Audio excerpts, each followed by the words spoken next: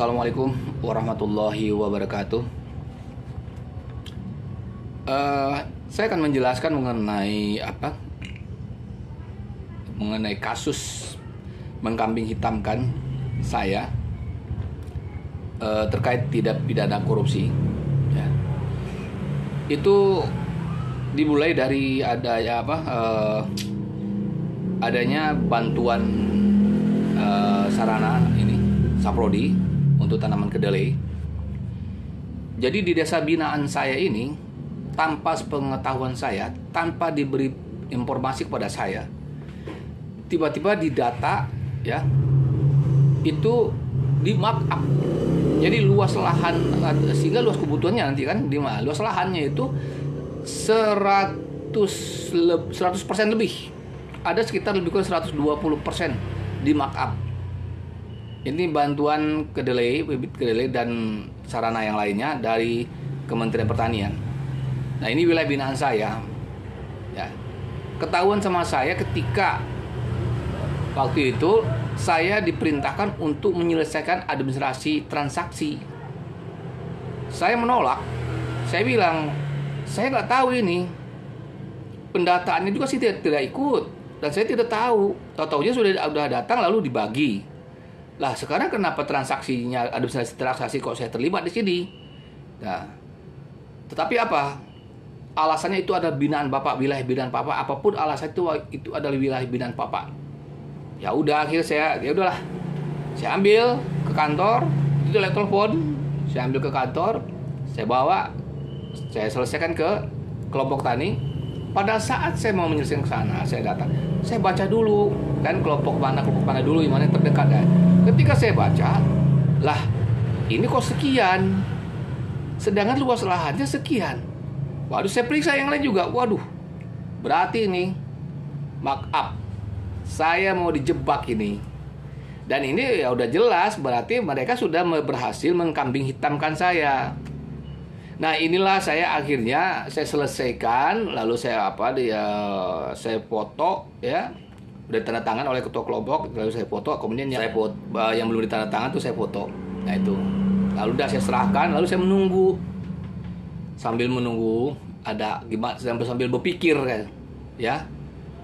Tahu-taunya tiba-tiba saya kinerja saya, uang apa segala macam di luar gaji itu dipotong.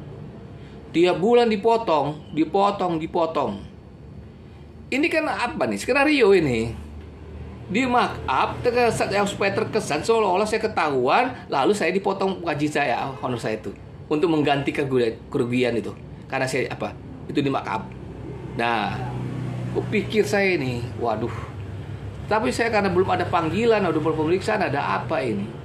Dan sekitar lebih kurang 4 bulan, kemudian 4 bulan lah lebih kurang, 4 bulan, 5 bulan lah lebih kurang.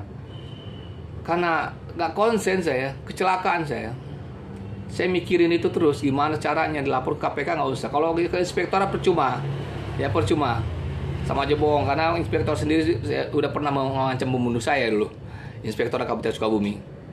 Akhirnya kecelakaan, setelah berobat dari kecelakaan itu, akhirnya saya nekat, ngapain saya seperti ini gitu, bekerja jujur tapi diusahakan untuk dicelakai terus, dikriminalisasi.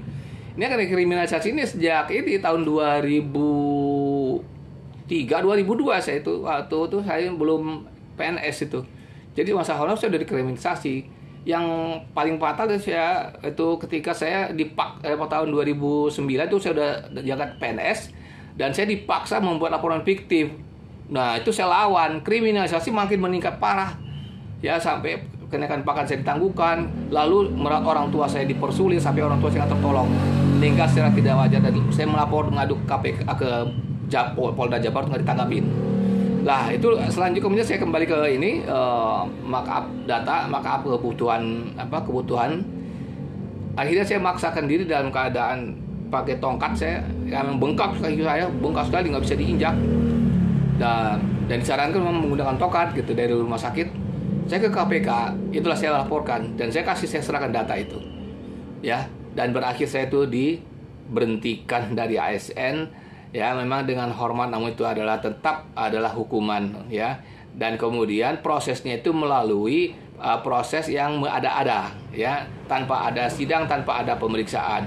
Dan menggunakan data palsu, dokumen palsu, keterangan palsu dari Inspektorat Kabupaten Sukabumi dan Dinas Pertanian Kabupaten Sukabumi. Itulah kronologi tindak pidana korupsi yang dikambing hitamkan ke saya, yaitu memarkup kebutuhan bantuan bibit kedelai dan sarananya dan sarana persaprodinya dari Kementerian Pertanian. Silakan kalian mau nyebarkan, sebarkan.